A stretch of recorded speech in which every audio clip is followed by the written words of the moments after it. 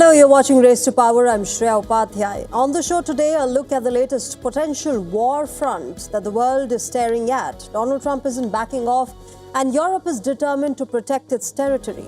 With Greenland at the center, the question is, who will blink first?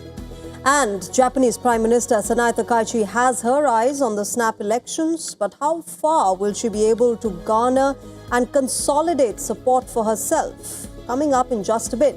But first, let's turn our focus to Donald Trump.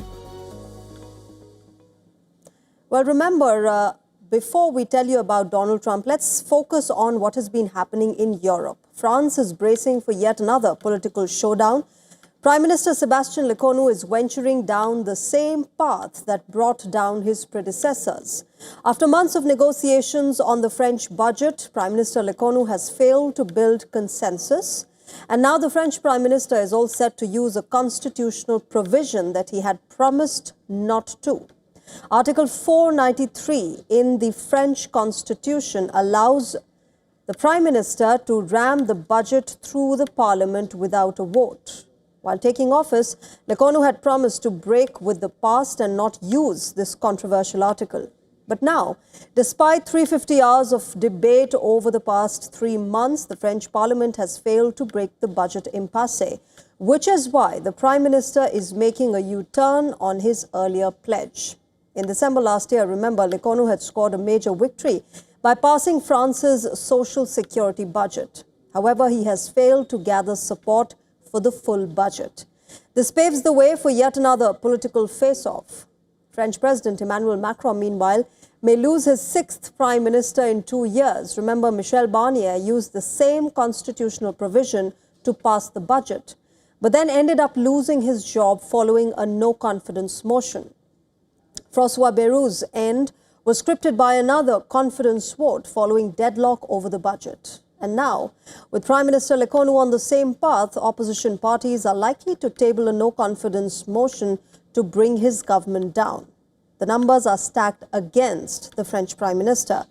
However, the socialists have promised not to bring him down in the parliament. Far left France on board and far right National Rally are likely to launch a no-confidence bids, but they lack the numbers to bring down the government on their own. The stage is set for a larger political confrontation. The instability caused by Macron's snap election back in 2024 continues to fuel this deadlock in the parliament. The French president has so far refused to call for another snap poll, and he plans to serve till the last second of his presidential term. And let me go across to our correspondent Ross Cullen. He's joining us live on the broadcast from Paris. He'll help us understand what has been happening as far as the French Parliament is concerned. Ross, yet another battle that Prime Minister Lecornu seeks to win within the French Parliament. Clearly, the numbers are stacked against him if that no-confidence motion does go down in the Parliament. But help us understand this entire political play that is happening. This is yet another Prime Minister of France trying to get the budget passed.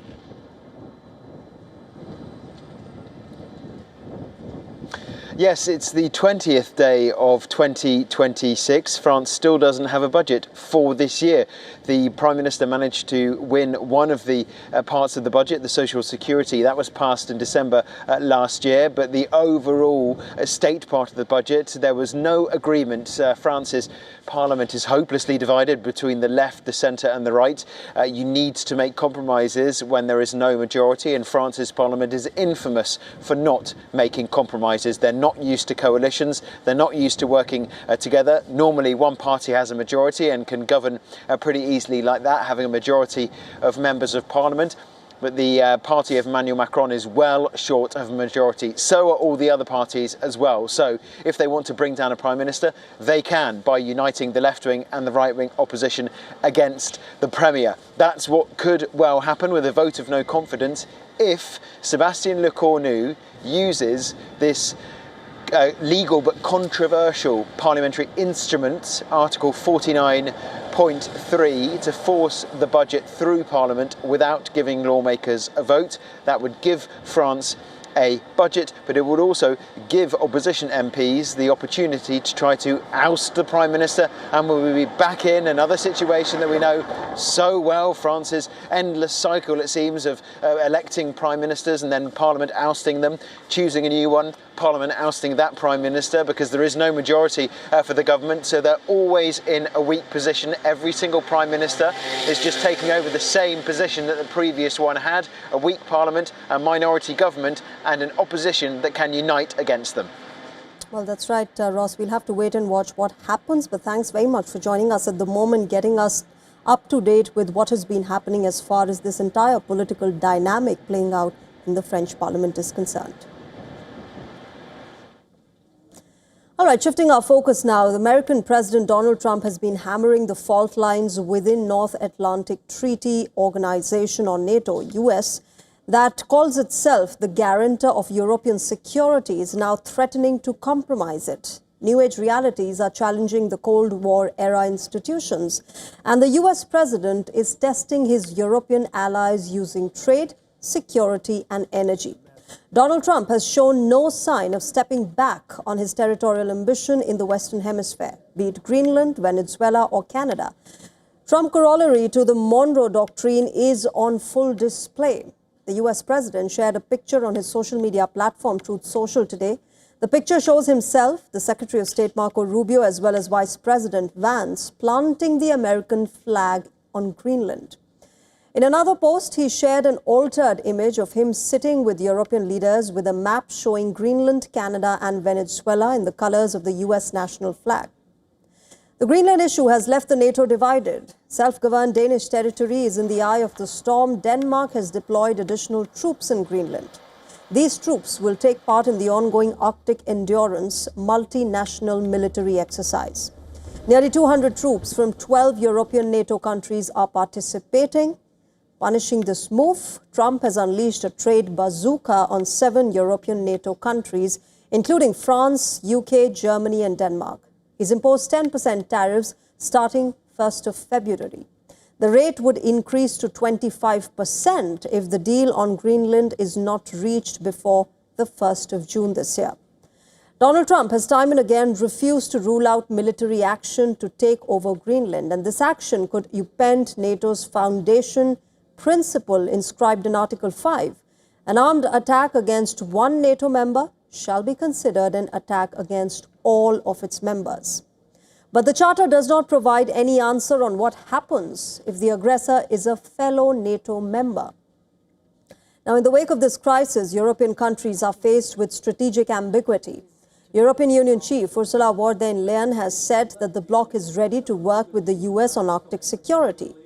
On the other hand, she's vowed unflinching, united and proportional response to American threats against Greenland. And this is why we are working on a package to support Arctic security. First principle, full solidarity with Greenland and the Kingdom of Denmark. The sovereignty and integrity of their territory is non-negotiable. It's as well a shift towards a world without rules, where international law is trampled underfoot, and where the only law that seems to matter is that of the strongest, and imperial ambitions are resurfacing. Interests of the United States are not just different from that of its other allies, but are also against them at times. 10 Downing Street in London, Elysee Palace in France, or the power corridors in Brussels. Every US ally is now mulling a deterrence that provides a pushback against Trump, but without completely turning him against them. And our assistant editor for Foreign Affairs, Siddhant Sibbal, is in Davos, where Donald Trump is expected to deliver his remark. Let's listen from him what's been going on at the World Economic Forum in Davos. Now, clearly, the world is heading towards a dangerous tipping point, but all eyes are on US President Donald Trump, who essentially has started it in many ways with his policies. We know that his commentary here, his address here in Davos will be carefully watched by many European countries. And of course, the focus is from them, from the European side, is to engage with the American side. But it looks like so far there is no hint of US President Donald Trump keen to make sure that the tensions are reduced. With video journalist Neeraj Patel, Sudhan Sibal for WION in Davos, Switzerland.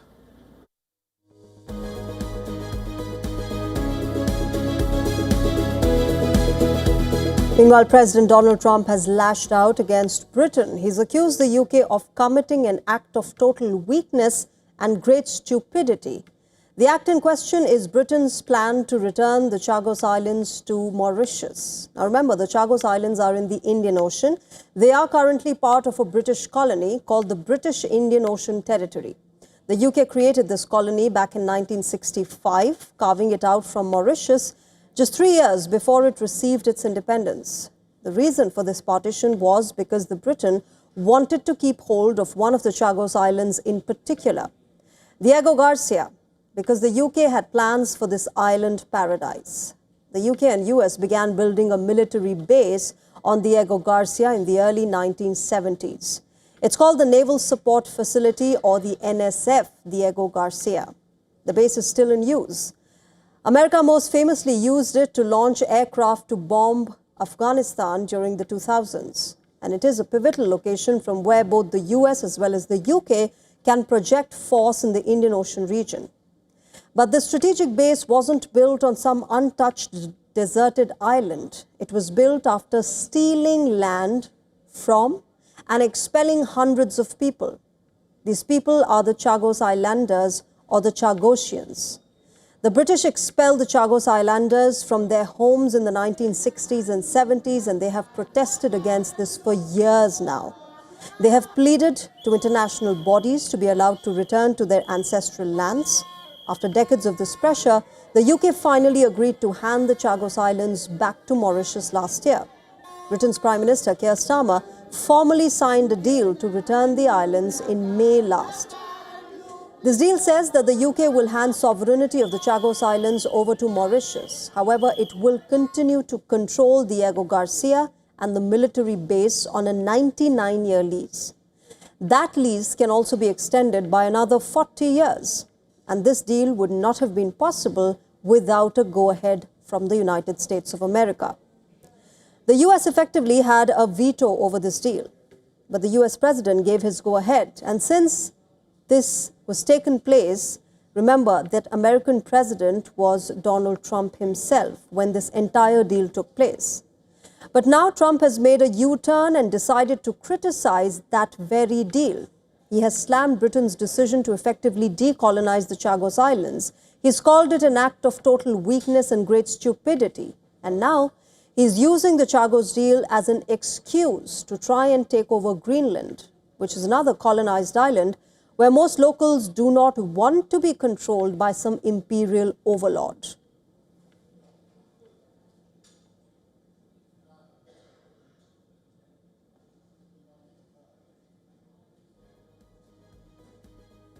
All right, shifting our focus now, the Syrian government has imposed its will on the Kurdish-led forces in the country. Damascus has signed a deal with the Kurds, paving the peace. In fact, Syria isn't the only country which has tensions with its Kurdish population. Remember, the question therefore is, will the deal have a knock-on effect in other major problem area, that's Turkey? Kurdish fighters have started withdrawing from their strongholds in north and northeastern Syria. Damascus will soon oversee the provinces controlled by the Kurdish-led Syrian Democratic Forces, or the SDF. It's a major victory for the Syrian president, Ahmad al-Shara, who is consolidating his hold over the country. But it's also a major victory for al-Shara's biggest backer, the Turkish president, Recep Tayyip Erdogan. Suriye'nin bereketli toprakları artık acıya. The fertile lands of Syria have had enough of suffering, blood and tears. What needs to be done now is essentially clear. Procrastination, resistance and playing for time by hiding behind various excuses will benefit no one. The era of terrorism in our region is completely over. The requirements of the ceasefire and full integration agreement must be fulfilled swiftly, and no one should make the same mistake again. Tam entegrasyon anlaşmasının What Erdogan said applies to his own country as well. Turkey has faced an insurgency by Kurdish separatists for almost 40 years now. Ankara fought against an armed Kurdish group called the Kurdistan Workers' Party, or the PKK. Turkey, US and the European Union have designated the PKK as a terrorist group. But last year, PKK's founder, Abdullah Öcalan, told the group to lay down arms and disband. The PKK followed his orders and dissolved itself last May. PKK fighters even symbolically burnt their weapons in July last. But despite all of this, a final peace deal with Turkey still hasn't concluded, partially because of the SDF's hold over parts of Syria. The Turkish government believes that Syria's SDF was an offshoot of the PKK. So as long as the Kurdish-led forces controlled parts of Syria, Turkey was unwilling to finalize a peace deal with the PKK. But now, with Syria reimposing authority over its north and northeast, Turkey shouldn't have any reason to delay the peace process further. Leaders of Turkey's pro-Kurdish party, the DEM, said that Ankara has no more excuses. They say that it is the Turkish government's turn to take concrete steps now. But will Erdogan agree, or will he, quote, procrastinate, resistant and play for time by hiding behind various excuses?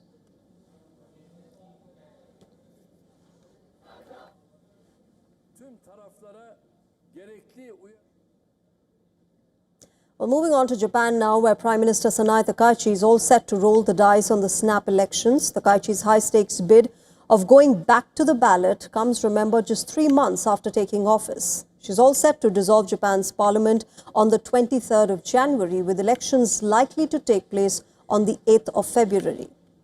The Japanese PM wants a clear mandate, and she's banking on her popularity ratings. Takaichi, remember, is Japan's first female prime minister. She took office on the 21st of October in 2025 after her predecessor Shigeru Ishiba resigned. Takaichi inherited the parliamentary composition that Ishiba had left behind. Japan's ruling coalition, led by Takaichi's Liberal Democratic Party, or the LDP, holds a thin majority in the lower house of the parliament and is in the minority in the upper house. Now, this makes it difficult for the government to push through its key legislative agenda. Takaichi has come to be known as Japan's Iron Lady. She's a staunch believer in Abenomics, which means infusing Japan's economy with public spending to drive economic growth. After taking office, Takaichi introduced a record defense budget of $57 billion. But for this, she needs the parliament on her side. The snap elections, however, could backfire as well. Shigeru Ishiba had called for snap polls with the same intent, but it resulted in a historic loss for the LDP. Currently, Takaichi's own approval ratings stand at 60 to 80%, but the LDP remains unpopular overall as a party. Japan has been facing continuous political uncertainty in the post-Shinzo Abe era. Sanae Takaichi is the country's 4th prime minister in 5 years. An electoral loss for Japan's first female prime minister will prolong this political uncertainty and will likely leave the LDP even weaker.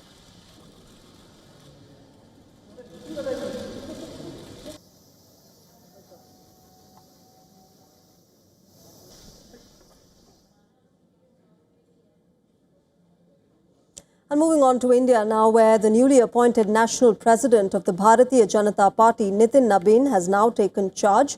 Nabin took charge as the BJP's national president at the party headquarters. Prime Minister Narendra Modi, Union Ministers Rajnath Singh and Nitin Gadkari, as well as chief ministers of several BJP-ruled states were present at the ceremony.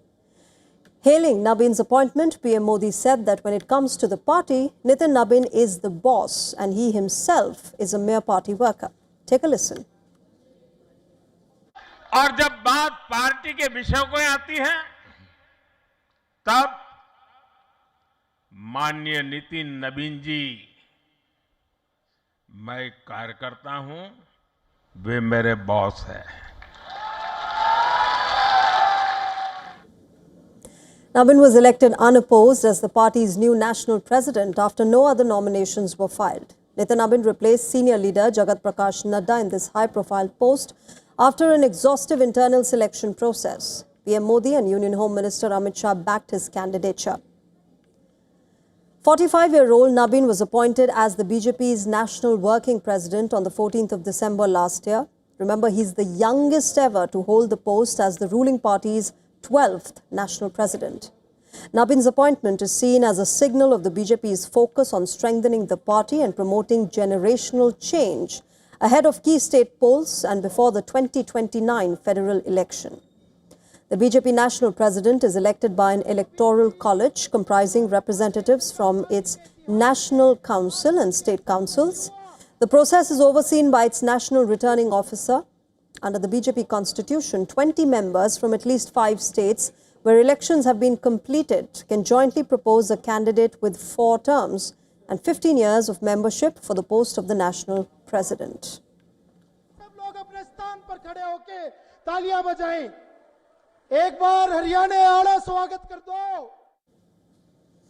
A fresh row has erupted in Tamil Nadu between Governor R.N. Ravi and the DMK-led state government. For the 4th year in a row, Ravi walked out of the Tamil Nadu Assembly's opening session of the year. Now, this latest spat erupted within minutes of the commencement of the Assembly session. The session usually begins with a customary address by the governor. But R.N. Ravi said that he's walked off because he was not allowed to speak as his mic was repeatedly switched off. He's also said that the Indian national anthem was insulted once again, which prompted him to leave. Since 2023, remember, the governor and the state government have been at loggerheads over 2 major issues. The first is the customary address. It is prepared by the state government and the governor is expected to read it. In 2023, Ravi omitted certain sections of the address prepared for him by the DMK. Now, this prompted Tamil Nadu's Chief Minister M.K. Stalin to move a resolution to only take the government's version on record. Governor Ravi then walked out in protest of Stalin's move. Then the next year, in 2024, R.N. Ravi just read out the first paragraph of the address prepared by the DMK and he refused to read out the rest of it, then walked out of the Assembly session. Last year, he refused to read any of the address and walked out of the Assembly session. Back then, he also said that he was in deep anguish that the Indian Constitution and the national anthem were insulted. The national anthem is the second point of contention between the DMK-led Tamil Nadu government and Governor R.N. Ravi. For decades, the convention in Tamil Nadu has been that the state anthem, that is Tamil Nadu anthem, is played before the governor's customary address and the Indian national anthem is played after the speech. But Governor Ravi said that this convention is disrespectful to the Indian national anthem and that it must be changed. The Tamil Nadu government has flatly refused to change the order of the anthems. The same issues have now led to a row for the 4th year straight. Governor Ravi says that he could not bring himself to read this year's DMK-approved address because it, quote, contains numerous unsubstantiated claims and misleading statements. He's also gone on to say that several crucial issues troubling the people are ignored. He also repeated that he believed that the Indian national anthem was insulted again. M.K. Stalin, meanwhile, has responded by saying that the governor's actions went against the convention and dignity of the state assembly. He also invoked an old saying by the DMK founder C.N. Annadurai, asking, why does a goat need a beard and why does a state need a governor?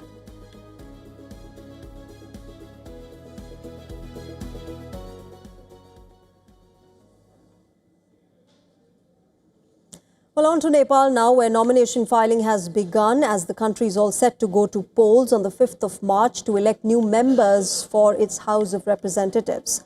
Of the total 275 members in the House of Representatives, 110 will be elected through the proportional system, while 165 will be elected through the direct electoral system. The Election Commission has called on political parties and candidates to uphold discipline throughout the nomination process while reaffirming its commitment to conducting the polls in a free, fair and fear-free environment. 4 ministers serving in Nepal's interim government have stepped down to contest the upcoming elections. Former Prime Minister Oli's Communist Party has officially declared him as its prime ministerial candidate for the parliamentary polls. The Nepali Congress, meanwhile, is facing an internal divide. One faction under the newly elected party president, Gagan Thapa, has nominated him as the party's PM candidate, while another faction disputes his leadership. The newly formed RSP has projected former Kathmandu Mayor Balin Shah as their prime ministerial candidate. The vote follows deadly protests spearheaded by young people back in September 2025. The uprising, fueled by deeper frustration over economic hardship and corruption, toppled the KP Sharma Oli-led government and claimed over 70 lives.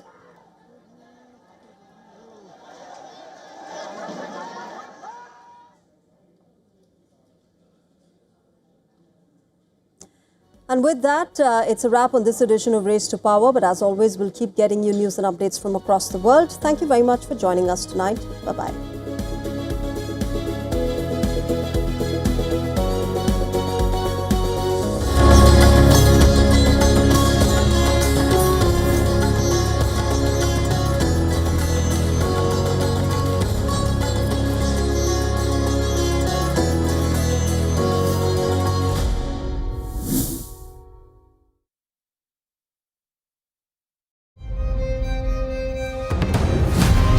From the Swiss Alps to the world, join the conversation with every idea, every debate, and every leader.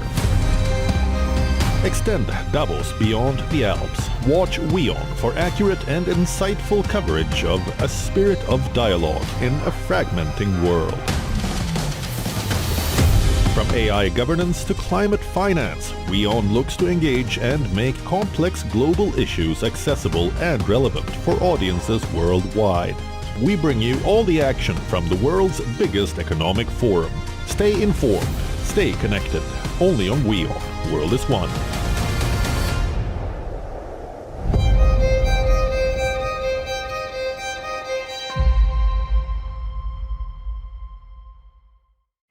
The stress of our world can take a toll on our physical and emotional health. Here, in New York's Catskill Mountains, lies a luxurious place of healing called WION Wellness Center. The WION Wellness Center provides 500,000 square feet of natural methods to manage diabetes, hypertension, chronic pain, obesity, depression, anxiety, and other conditions. We use the traditions of centuries-old natural science from India, yoga, Ayurveda, acupuncture, and naturopathy in personalized programs that help you take charge of your own health. A minimum 5-day stay is recommended for best results. Book now at yo1.com. The internet was built to be borderless, but today the lines are being redrawn. Individuals are securing personal data, corporations are moving to local cloud infrastructure, countries are prioritizing digital sovereignty. In 2026, data and digital infrastructure are the new frontline. But how do we build a safer digital future without embracing digital isolation? At Davos 2026, the conversation has shifted from how we connect to how we stay safe.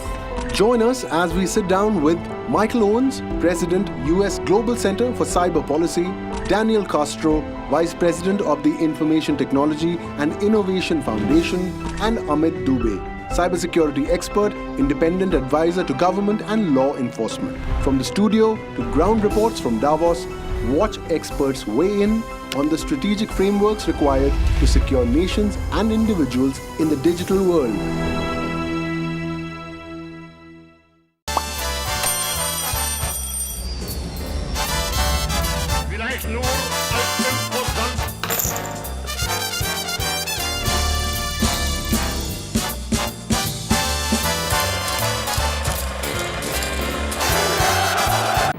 Rashtriya Swayamsevak Sangh. To some, it's an extreme ideology. To others, it's the very soul of India. To some, it's rebellion. To others, it's a principle of nation building. Coming soon to challenge perceptions in RSS centenary year, Kesariya at 100.